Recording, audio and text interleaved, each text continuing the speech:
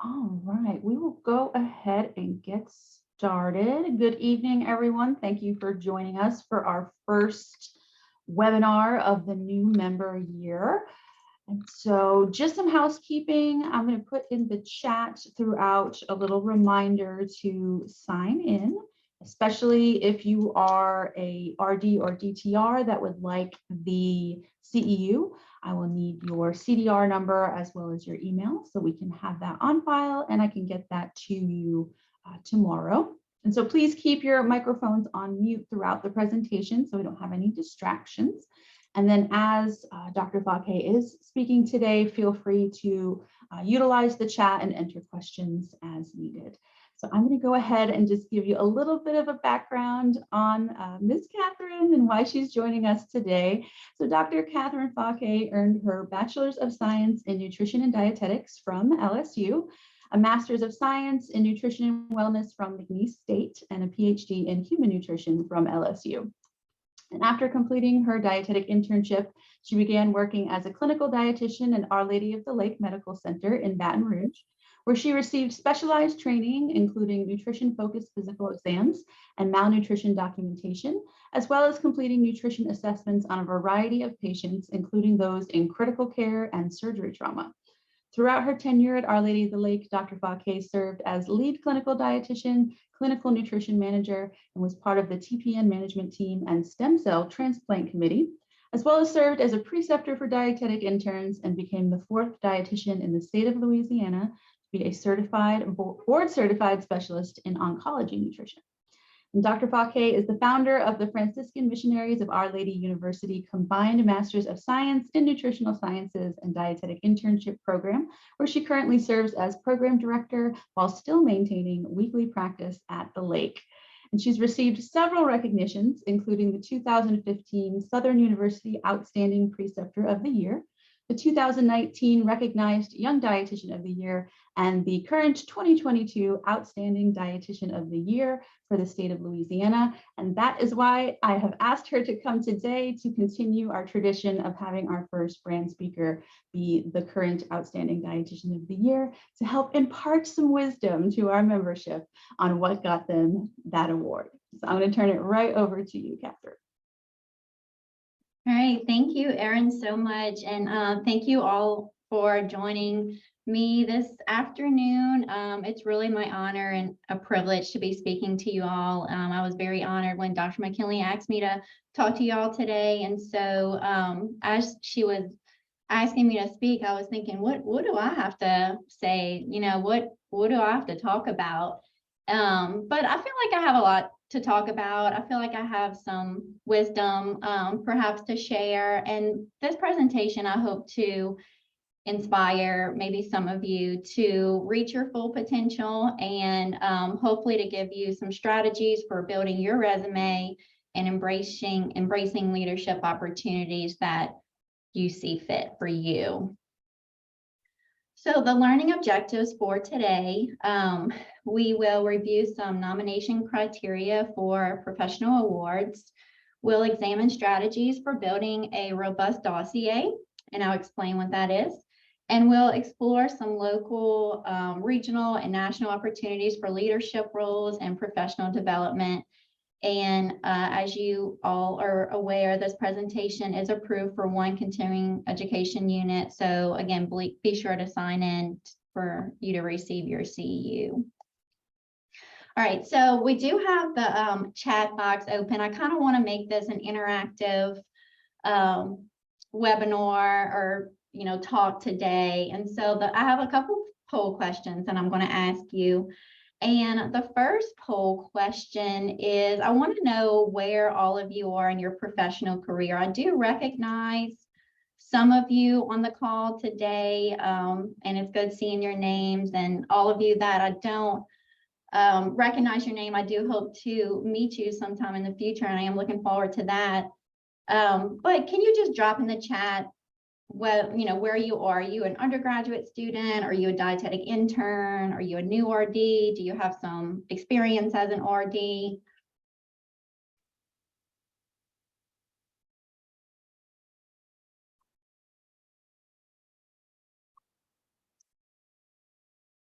Awesome. So we have some dietetic interns, some undergraduate students. That's great.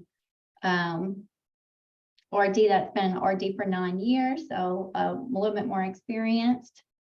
So that's great. So I kind of know who my audience is now, and I'll definitely keep that in mind as I go through this presentation. And it's very nice to meet all of you today. So a little bit about me. I was like, I don't want to talk about myself for an hour, but I do feel like it's important for me to share my journey and kind of talk about what I've gone through and how I got to where I am today. And hopefully it can inspire maybe some of you to reach your goals and kind of determine the path that's right for you. So a little bit about me and my journey. So I actually was at LSU and I started as a pre-nursing student. I was pre-nursing major because, I wanted to go in a healthcare field, and what else is there to do in healthcare besides become a nurse? I didn't know any different when I was a freshman at LSU, and I didn't know what a dietitian was. So I was in pre-nursing. And I did my, prerequisites for nursing school, and I actually applied to the LSU School of Nursing, which was located in New Orleans, and went through that interview process, and I actually did not get in. So that was kind of like my first real failure, I guess, per se. But, I was really bummed about that because I really put all my eggs in that basket. That's what I wanted to do. There was nothing else I wanted to do. And now, I was faced with like, oh, I didn't get in. Now what do I do with my life? So I was struggling with that decision. And so I applied to begin nursing school. I was supposed to begin in the fall of 2004. And if you remember, well, actually fall of 2005. August 2005. And do y'all remember what happened in New Orleans at fall of 2005? It was Hurricane Katrina. So if I would have moved to New Orleans and started nursing school, I would probably have lost everything. My friend at the time had applied and gotten into Xavier Pharmacy School. So I was going to move to New Orleans to room with her, and she actually lost everything in Hurricane Katrina. And so I was like, you know what? This happens for a reason. There was something telling me that this wasn't meant to be. There's other opportunities. Maybe, you should take this as a sign almost. And so part of my pre-nursing curriculum was an introduction to nutrition course. It was taught by Dr. Keenan, who's still there today at LSU. And I was like, you know what, maybe I was really interested in that class. Let me look into dietetics and a career as a dietitian and see what that's all about, because I had never heard of a dietitian before in my life. So I ended up switching my major to dietetics. And while at LSU, I was in a lot of, I was really involved with SDA and did a lot of work and volunteer experience to really build up my resume, because I knew that getting into a dietetic internship was difficult. And so I applied to dietetic internship programs my senior year, and again, did not get matched. I did not get matched my first round for my dietetic internship. And I think looking back on it, I think I just applied to the wrong programs. I wanted at the time to move out of state, to kind of learn something new, to experience something new. I had the opportunity to move out of state and experience something new. I wasn't tied down to anything in Baton Rouge. But again, that was a sign that, okay, maybe this was not the right move for you. And so at the time, McNeese State University had a couple of spots open that they didn't fill their first match. And so very reluctantly, I applied to McNeese State University because, first of all, I didn't want a master's degree. And McNeese State University at the time, this was their first year that they had incorporated the master's degree into the curriculum. So I wanted to do like my 9 or 10 month internship, start working as soon as possible, you know, like everybody else. I didn't want a master's degree. So now I was kind of forced to stay in Louisiana and get a master's degree. And it was not a 9-month program. Now it was an 18-month program. And, you know, I was kind of bummed about that. And my dad was like, Catherine, you can do anything for 18 months. You can sacrifice 18 months of your life to reap the benefits for the rest of your life. Just think about the risk versus the reward that this is going to pay. And I was like, you know what, Dad, you're right. You know, dads are always right. So I went to McNeese. I had a great experience at McNeese. It was truly a great experience. And so got my master's degree. And when I graduated, there was a job opening as a clinical dietitian at Our Lady of the Lake. And so I said, okay, I want to come back to Baton Rouge. I'll apply to this position. And so I applied to the dietitian position, and they called me and they said, Catherine, we offer the clinical dietitian position to somebody else. So we can't offer you the position, but we were really impressed with your interview and we liked you a lot. We have a position open for a diet tech. Would you be willing to take this diet tech position? And I was like, you know, I'm probably overqualified for this. This is not what I wanted to do, but it's not beneath me at all. This is my foot in the door. And yes, 100% absolutely, I will take the diet tech position. So I actually started working at Our Lady of the Lake after I graduated as a diet tech. And lo and behold, a couple months later, one of the full-time registered dietitians ended up leaving the hospital, and I moved, you know, right into a full-time clinical dietitian position. So I started working as a dietitian and passed my exam. Everything was great. And I ended up somehow working on the oncology unit. And it was primarily because nobody else wanted to do it. If you've ever worked in clinical before, that's kind of a common theme I see, at least, is that like, oh, I don't want to work in oncology because everybody's scared of it. And, you know, it's really sad. And you watch people go through really hard times that they don't deserve and they don't ask for. So it's just a lot. It's a lot to take on. I really feel like it takes a very special person or a caregiver to care for oncology patients. And even though I had absolutely no oncology training or experience in my internship, because we didn't do an oncology rotation in Lake Charles, I was like, you know what, this is something new that I'm going to learn, and, you know, challenge accepted. I'll take over this oncology unit. And honestly, I fell in love with it. It became a passion of mine, a passion that I didn't even know was there. And at the time, Our Lady of the Lake had an inpatient oncology unit, but they also had a stem cell transplant unit. And, you know, how awesome is that we had the opportunity to become a part of the stem cell transplant unit. And I had the opportunity to become part of the interdisciplinary team. And I got to know the physicians really well, the patients really well. And it was just such a wonderful opportunity for me to expand upon and learn my skills, and then also develop some leadership skills, being the main dietitian over this oncology and stem cell transplant unit. So they really looked at me for a lot of advice, because oncology patients have a lot of nutrition related symptoms that dietitians need to manage. So since I was working a lot with oncology patients, I decided to pursue my designation as a board certified specialist in oncology nutrition. And so I did pursue that, and was awarded that in 2014. So that's kind of the first 5 years. As all that was going on at the same time, we had the Southern University Dietetic Internship Program rotate through Our Lady of the Lake, and they spent several weeks at Our Lady of the Lake. And so at the time, I was also a preceptor for Southern. That's kind of how I got my foot involved in the preceptor world, in the internship world. So the next 2 years were really fast paced.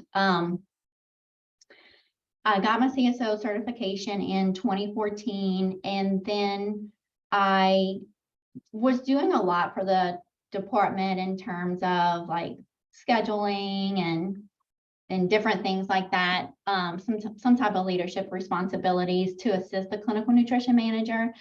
And so I became the lead clinical dietitian in 2014.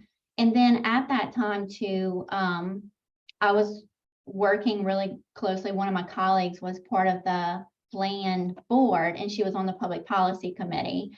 And she said, "Hey, Catherine, we have an opening on the land board for a state regulatory specialist. Are you interested?" And I was like, "I don't know what that means or what that involves, but sure, let me hear what it's about."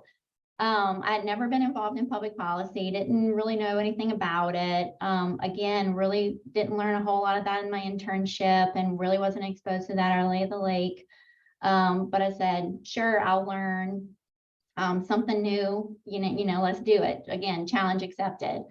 So I was part of the public policy committee that at the time we worked very, very closely with our lobbyists to open our practice act to successfully allow the dietitians to have order writing privileges within their healthcare facility. Because that was about the same time where the CMS regulations came out that said, okay, CMS said dietitians now have the right to, provide order writing privileges, granted that the state allows you to write the privileges, and then granted the facility that you work in allows those privileges. So Louisiana didn't allow the privileges, but we successfully opened our practice act. And so right now our Ds, because of that, we do have order writing privileges within the facility if the facility grants us those privileges. And then another thing we did at that time was open up the ability for dietitians to provide telehealth services, because there was like 28 or so disciplines that were allowed to provide telehealth services, and dietitians were not one of them.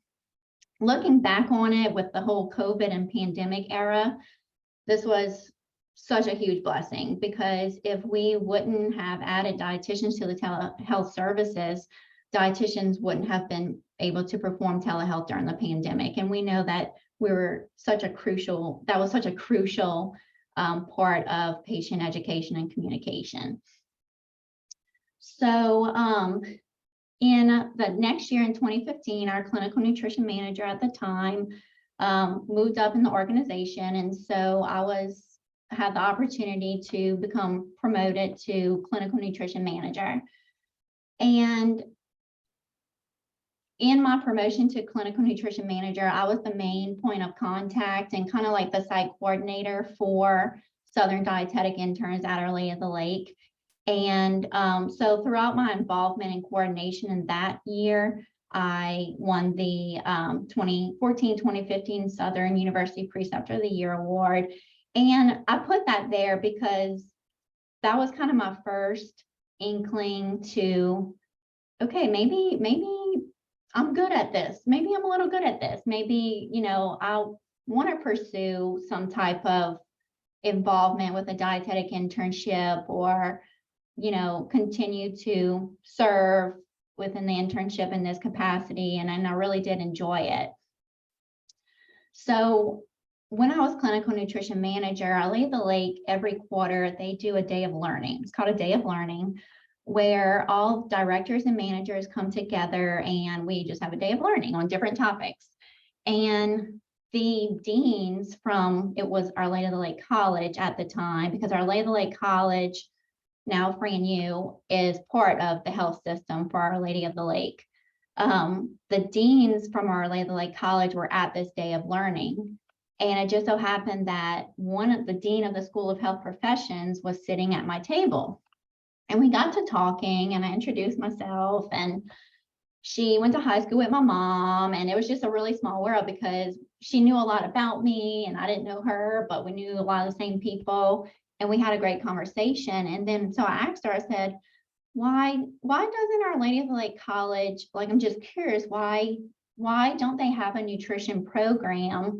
I understand that they only provide one nutrition course to pre-nursing students, and it's not even taught by a dietitian.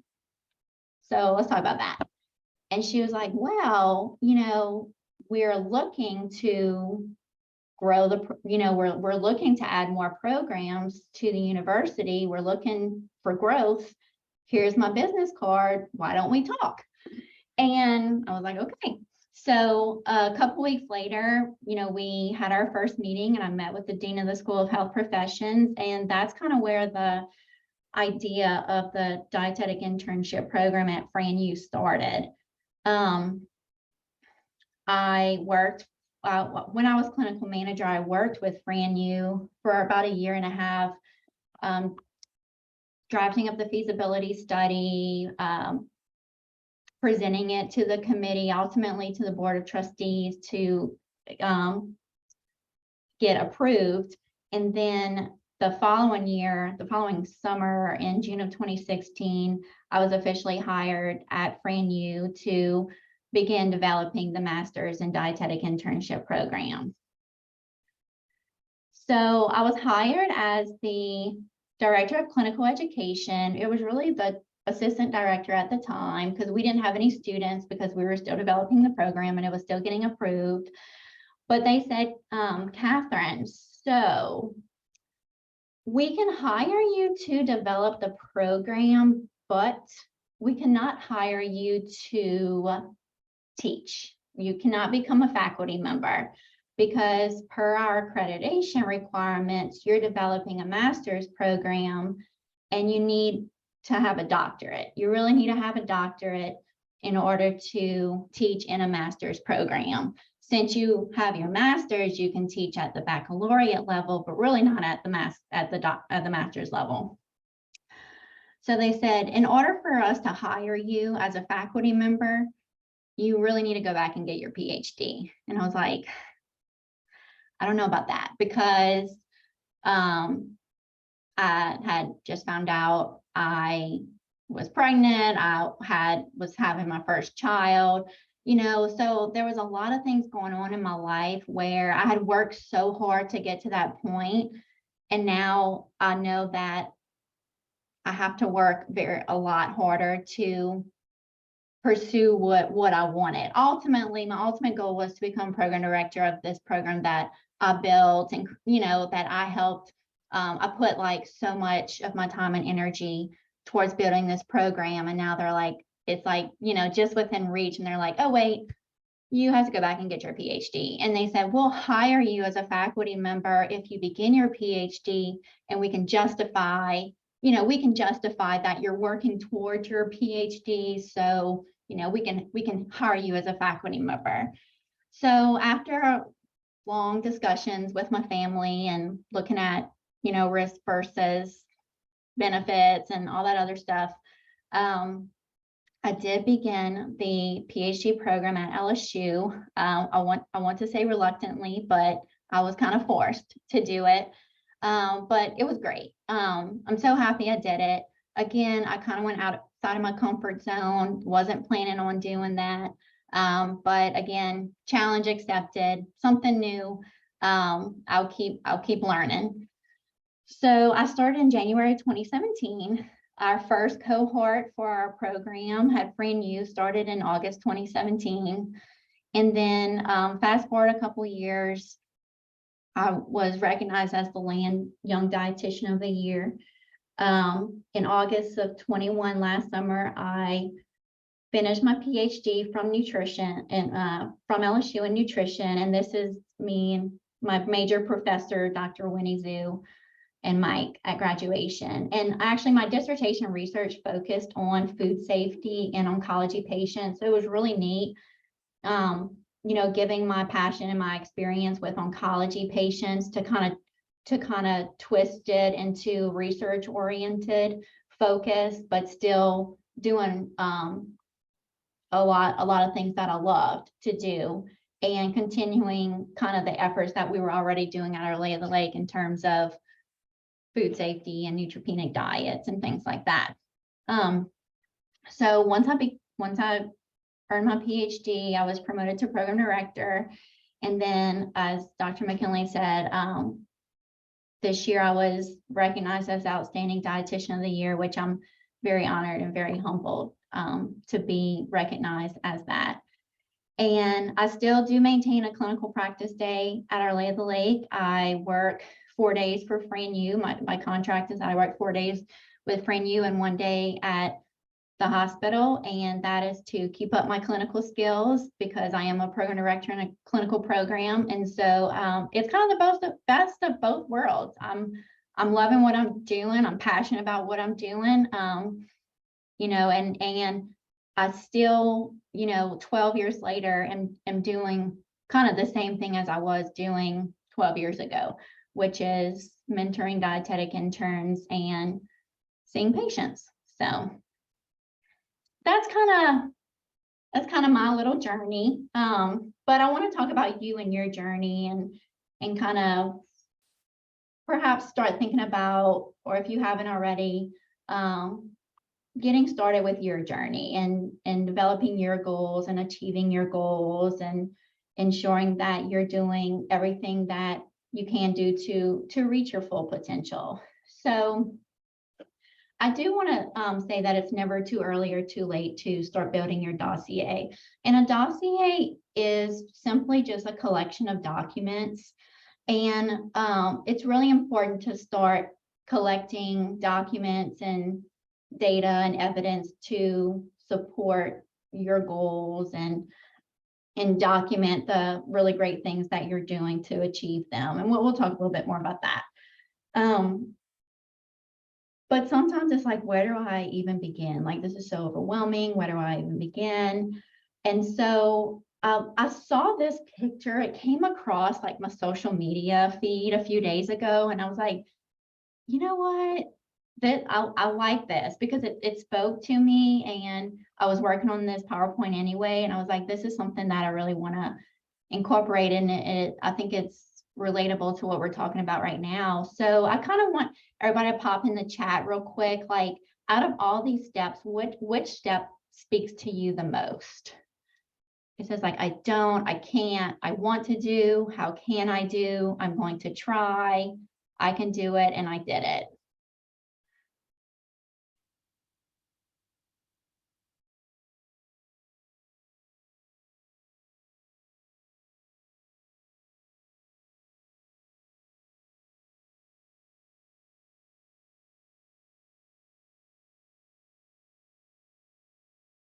So I'm going to try, I can do it, how can I do? Yeah, I think definitely around those steps.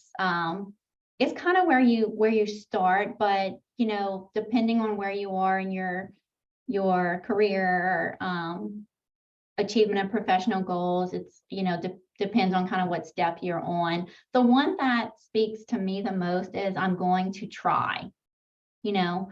How can I do? We'll talk about things that you can do to answer that question. How can I do? I think the most for me that speaks out is I'm going to try. Okay. So thank you for answering those in the chat. Appreciate it. So I want to talk about setting your professional goals. I kind of talked about what my professional goals were, but of course, everybody's goals are different. But when we talk about our professional goals, we really want to start with a self-reflection and a self-assessment. And I do this with my students during their first semester, and then I do it with them again in their last semester. Come up with some goals that you want to achieve, your short and long-term goals, and let's see where you are in achieving those goals, and let's really do some self-reflection. So again, it's very, very important to set your long-term and short-term goals for yourself. And I want to use this example because it's an example that's familiar to me. It was one of my goals, was that, okay, I said, I've been working with oncology patients for a while. I want to become a board certified specialist in oncology nutrition. That was my goal. For you, it might be, I want to become a board certified specialist in pediatric nutrition. I want to get my CDE, you know, certified diabetes educator credential. Or for many of you students, I want to apply to XYZ dietetic internship program. So where do I start? How can I do? I can do it. Okay. Know that you can do it, but it's, sometimes how can I do it? Where do I start? Also know that it's forever evolving. There's always going to be things that come up as I kind of related in my experience, that your goals will evolve and change over time. So definitely be open to that. So has anybody ever heard of a SMART goal? I know we hear about SMART goals a lot, so I'm going to use that framework to kind of walk through this process of this example that I've provided for you. Yep, SMART goals. All right, so let's first off, I have my goal. My goal is to become a board certified specialist in oncology nutrition. So I need to review the criteria, right? What do I need to do to become a board certified specialist in oncology nutrition? You're going to look at the outcomes. So there's going to be tangible outcomes, there's going to be non-tangible outcomes, and you want to review these outcomes to see if they're realistic and if they're achievable and align with your values. So it's like, okay, I want to become a board certified specialist in oncology nutrition. And then I'll look at the criteria and I'm like, this isn't really what I want to do, or I don't think I can do it at this point in my career or this point in my life with everything going on. Or it's like, yeah, I can do that. I can do it. They're realistic and they align with my values. So let's start. The next step is to develop your SMART goal around these criteria. So let's review the criteria to become a board certified specialist in oncology nutrition. We'll continue that example. All right, so I went on the CDR website and I was like, what do I need to do to become a board certified specialist in oncology nutrition? That's kind of my first step after I've decided that goal. So on CDR's website, these are snapshots. I need to be a registered dietitian. I need to be a registered dietitian for a minimum of 2 years. And then I need documentation of 2,000 hours of practice experience within the last 5 years. So there's a little link that says practice experience. So I'm like, what's practice experience? So I click on that and it says oncology nutrition practice experience qualifies. That qualifies includes working directly with individuals at risk for or diagnosed with any type of malignancy or pre-malignant condition in a variety of settings like hospitals, clinics, cancer centers, hospices, or public health, or indirectly through roles in management, education, industry, and research practice linked specifically to oncology nutrition. So when I looked at this, I was like, okay, I've been a dietitian for 2 years, or by the time I take the exam, I will be a dietitian for two years. And I do work directly with oncology patients in a hospital setting. So I've met this criteria. So that's great. And then it says online application instructions. So that's really where you want to click to get more detail. So when I clicked on the online application instructions, this is all of the fields that I needed to fill out and speak about, right? So the first one is your employment. You need to list who your employer is. You need to list the dates of employment because, again, it said that it needed to be within the last 5 years. You need to describe your specialty-related job duties, which you do at this employer. You need to name your supervisor to verify those practice hours, and then you need to put their email in so they can get an email to verify the practice hours. And then the summary of your work experience will be tallied, okay? The next criteria is professional experience. So you needed to describe your professional experience. And again, it must be within the last 5 years. And I need to upload documentation if my supervisor is unable to verify all my hours. Let's say we have a new supervisor who came in just within the last few months and, they can't verify all my hours. So it's my responsibility to ensure that I am able to provide evidence and data to verify those hours if my supervisor cannot. So I've got to keep that in mind. For your education, you need to verify your degree, and you do that by uploading transcripts. So I'm like, okay, I need copies of my transcript. And then lastly, don't ever forget there's a fee. So the exam fee can be paid check or credit card, but the fee ranges anywhere from $350 to $400, depending on like how much you procrastinate in paying the fee, because there's like late fees and stuff. So let's just say $350. So knowing all that information, I can develop my SMART goal, knowing all of this information. So let's go back to the SMART goal. So my goal was to become a board certified specialist in oncology nutrition. How will I measure this? So I will measure it by creating a dossier of my professional related experience over the past 5 years, and I'm going to update it as needed. And I will also create a spreadsheet and log a minimum of 2,000 hours of practice experience in this related area. And does that sound familiar? I kind of grabbed that exactly from the criterion that we reviewed.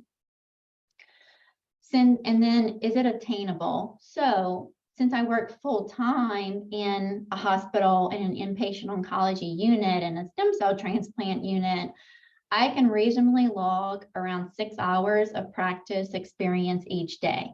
Maybe more, but I'm being conservative. 6 hours of practice experience each day. Is it relevant? So like, why do I want to do this? Does it align with my values? Okay, I want to do this because I want to provide the best evidence-based care to my patient.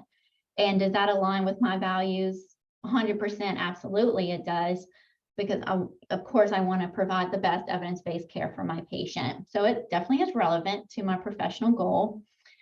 And is it, we have to put a time limit on it. So I will begin logging my hours today and complete my goal of 2,000 hours logged within 2 years, because again, those are the requirements and the criterion set by CDR. So there I have my SMART goal. So I'm like, okay, I can start working on this. But some things to consider. So it's not that easy. Again, where can I start? How can I do? I want to do. Things to consider is definitely to notify your supervisor of your intent, because remember, they need to verify your hours. And so, having that conversation with your supervisor, hey, you need to verify my hours. This is something that you'll be able to do. Or what do I need to do to help you to verify my hours? Because they may have 10 other employees that they need to verify their hours for. So having that conversation is very important. And then regularly updating your supervisor of your progress is equally as important. You need to think about the time that you will be able to allocate to study for the exam, and just think about what's going on in your life and have a plan in place on how you're going to dedicate hours to study for that exam. Because I'll tell you, they don't give these exams away. They don't give these credentials away. They're difficult for a reason. So you definitely need to allocate time to study for this exam. You need to think about exam materials. What kind of exam materials do I need to, purchase, or things to consider? So this is the book. I actually used the first edition. They just came out with the second edition. But CDR, thankfully, or Eat Right, the Academy comes out with a book that you can study from for the exam, which is very helpful. But know that this book costs money. So what are some financial considerations? I already know that the exam's going to cost me around $350 to $400 plus this material, I'm kind of looking at, probably around $500 to take this exam. That's a lot of money for me. So then I think, well, can my employer reimburse me? Can my employer pay for this study material? Do they see the value in me getting this credential and how this will benefit their organization and ultimately the patients? And most organizations will, but sometimes you just need to write that proposal and advocate for yourself and say, this is why you should pay for this because of this. And sometimes it's a little easier said than done. So maybe that your employer will pay for the book. Maybe they will reimburse you for the exam after you have passed, which is what the Early of the Lake did. I had to prove that I passed and then got reimbursed, but I did have to take that money out of my pocket. I have to think about that this CSO certification, I have to renew it every 5 years. So every 5 years, I'm going to have to start studying and taking this test again. And also that means I'm going to have to verify my hours every 5 years. So I'm going to have to continuously keep track and log hours, direct patient care, to prove that I'm still keeping up to date and meeting the criterion. But I think, okay, all of these things to consider. What are the potential benefits of getting this certification? Obviously, you're providing the best patient care. That's the ultimate benefit. That's that non-tangible benefit. But does it come with a pay raise? Does it come with a lead clinical pay? Does it come with a promotion? Can it come with a promotion? You receive 75 continuing education hours if you pass the exam, which is the total amount needed in the 5-year period. So you can take this one exam and be done and not have to worry about logging CEUs for the next 5 years, which was really nice. And then, of course, just the recognition of the achievement and, giving yourself a pat on the back and being proud of yourself. And I did something that was really good for myself and, pursuing and promoting my professional career, and then helping my patients and most in need was definitely an added benefit. So after you consider all that, you want to reflect on the achievement of your goals. So it's important to periodically reflect on the progression as well as the achievement towards your goals to stay on track. And that's kind of like an informal way, just hold yourself accountable and checking up on yourself, like, okay, where am I in this process? But then another formal way to reflect on the achievement of your goals is through your annual evaluation. So I know there's a lot of students on the call, but even when you're in school, but definitely when you start your job, your supervisor will will give you an annual evaluation every year to kind of evaluate how you're doing in your job. And it's really based on different categories, different ratings, but most performance evaluations, the first step in completing the performance evaluation is for you to do a self-evaluation on yourself. So it's like, okay, I have this evaluation. This is how I rate myself in X, Y, and Z categories. And if I'm rating myself exceptional in every category, then I need data to back it up, right? Because when I present this to my employer, he's going to be like, well, why do you think you're exceptional in this category? Like, what makes you exceptional? And this is something that you need to be ready for. You need to have data to support those ratings. You need to justify why you think that you deserve a raise, or you deserve this promotion, or the award, or the scholarship, or whatever you're applying for. You need to provide examples of all the great work that you're doing, but most importantly, you need to be an advocate for yourself And somebody once told me this, which I thought was brilliant, but they said the person going up for the award, or it can be the scholarship, the promotion, the raise, whatever, is only as good as the nomination itself. So the person going up for the award is only as good as the nomination itself. And how true is that? Because the person receiving, the nominating committee, all they're looking at is the papers in front of them, and that's what they're basing it on. So it's only as good as the nomination itself. So having that data to support it is crucial. So just real quick, that we're running a little behind, but just another example. So I kind of wanted to gave the example of like a professional goal, an award designation. So now this is another type of criterion, but still you can apply it to the same situation. So this is for Outstanding Dietitian of the Year, and these are the categories for Outstanding Dietitian of the Year. So you need to speak to your employment history and the responsibilities that you had at that employment. You need to speak to your educational history. You need to speak to your activities history, and that's mainly your professional activities at the district level, the affiliate level, which is the state level, or the national academy level, and then other type of professional activities like your community, the community that you're a part of, like at your job or anything. And then any honors and awards history. So I show this to show you kind of how I fit that criteria. And that's kind of what I wanted to show you for this example. But I also want to mention that, everybody on this call, on this Zoom, has the potential to get the Outstanding Dietitian of the Year award. You don't need a PhD. You don't need to be a founder and program director of an internship program.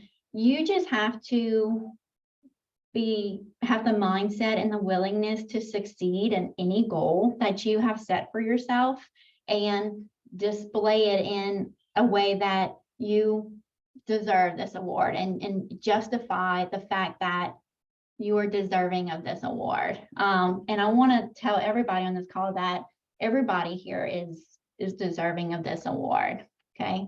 But only if you are willing to put up the work and reaching, you're able to reach your full potential, saying, I can do it, let's do it. I did it. Another quick example, but this is like a slide on strategies for building a robust dossier.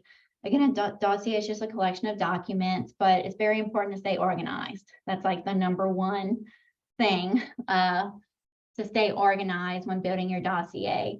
And it can be like an email file. Like I have folders in my email that if something comes through, I just kind of file it away like that. I have an electronic file. Also have a paper file of just like any accomplishments that I do, or something that comes along the way. I just kind of file it like, okay, maybe I can use that as data to support whatever I'm going up for later on. You get into the habit of updating your resume often. And also I would suggest creating a curriculum vitae, or a CV. And honestly, I didn't even know what that was. I never even heard of that before I started working at Free and U. And when I got hired at Free and U, they were like, hey, send me your CV. And I'm like, what is a CV? I had no idea what that was. But now my CV is 5 pages long, and it's great. But it's just a running document of like a list of things that you've accomplished throughout your career.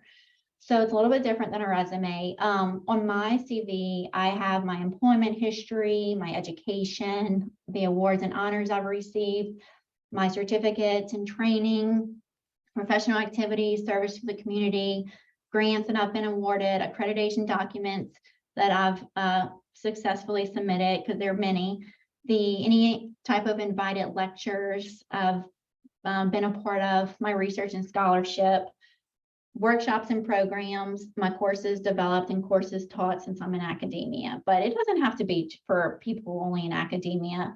And this picture right here is an example of like something else that I had, that was a goal of mine that I achieved. So when I got hired at FranU, I got hired as an instructor and I wanted to go up for assistant professor.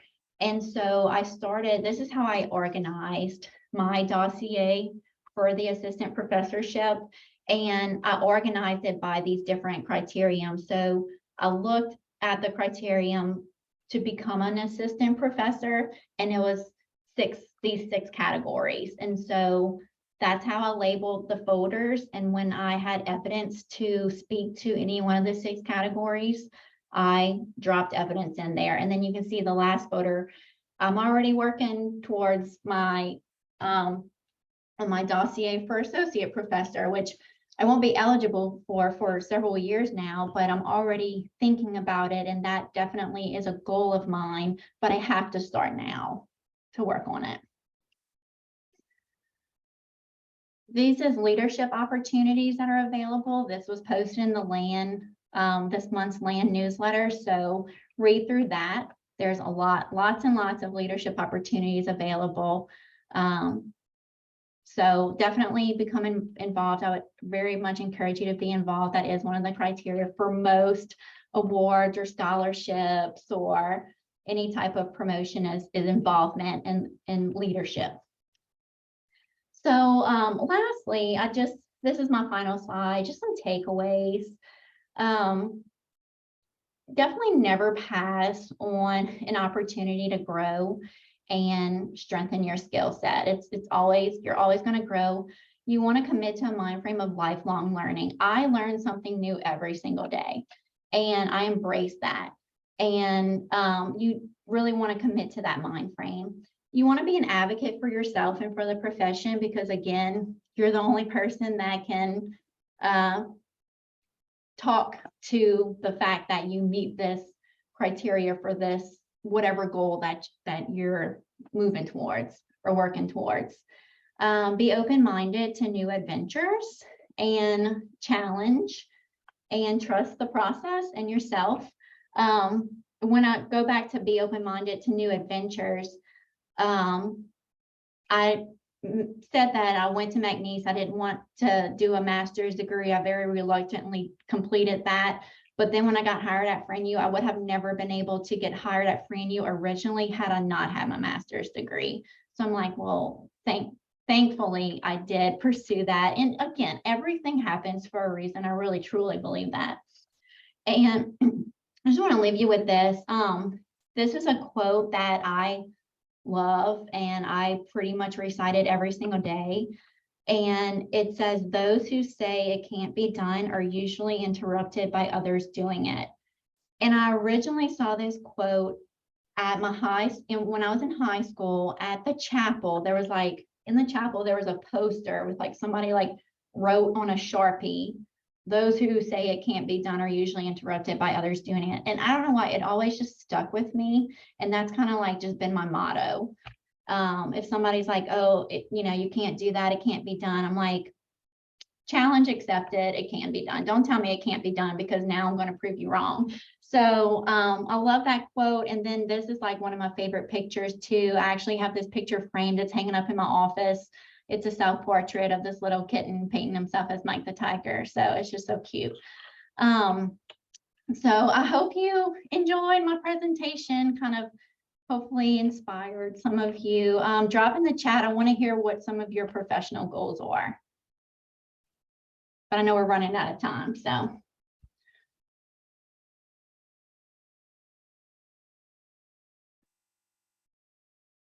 Oh, Desiree, what you want to get your board certification in?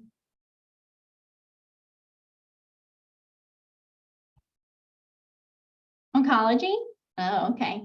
Well, the FranU internship, you'll definitely be able to figure that out. You're going to get exposed to all kinds of stuff.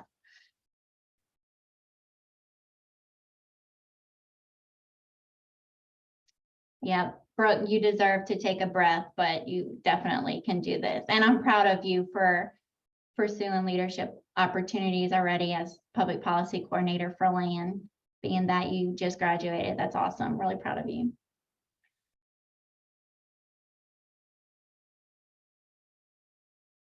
All right, anybody else want to share what their goals are?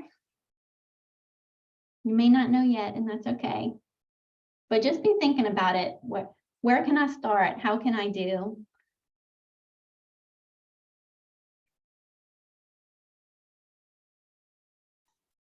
I did have one comment on something that you mentioned about submitting for awards and encouraging our listeners to get nominated, and honestly nominate yourself. Don't be afraid to do that. A lot of times you just have to grab the bull by the horns and get it done. And if it's an award that somebody else has to submit on your behalf, do as much of the homework for them as possible. Like submit it for them and just put their email in the box. I've done that before and been successful in things because we understand we're all busy and whatnot. And we just had our land board meeting the other day, and we had a big discussion about how we have a lack of applicants for scholarships, and we're not sure what the barrier is for folks that are doing it. And a lot of it is just don't be afraid to ask for letters. Don't be afraid to submit. Give yourself the best chance possible, because it might actually work out in your favor, even if you think you have a disadvantage of some kind. Like just put yourself out there and you'd be pleasantly surprised by what comes your way. Yep. 100%. Go, Latoya, you got that, girl.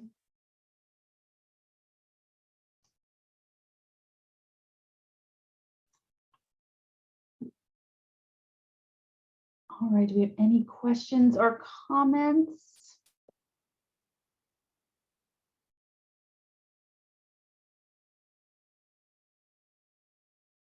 All right, well, thank you so much, Catherine, for imparting your wisdom as the current outstanding dietitian for Louisiana. Thank you for continuing our tradition. We hope to be able to continue this tradition in 2023 with a brand member. We're just being a little biased and greedy on that.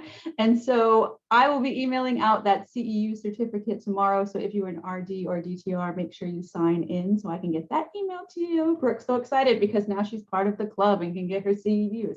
And so for the students, I'll send y'all the CEUs too, just so you have it for your dossier to show your internship directors that you've been going above and beyond to get some extra education in this area. And as far as brand goes, I'm going to be working on something for hopefully early November. A lot of us are going to Fancy, so October is a little busy. And so hopefully we'll have another CEU opportunity in November, but we will definitely let y'all know. And thank you so much for taking some time out of your early evening to join us. Thank you. Thank you. Thank you, for having me. Catherine. You're welcome.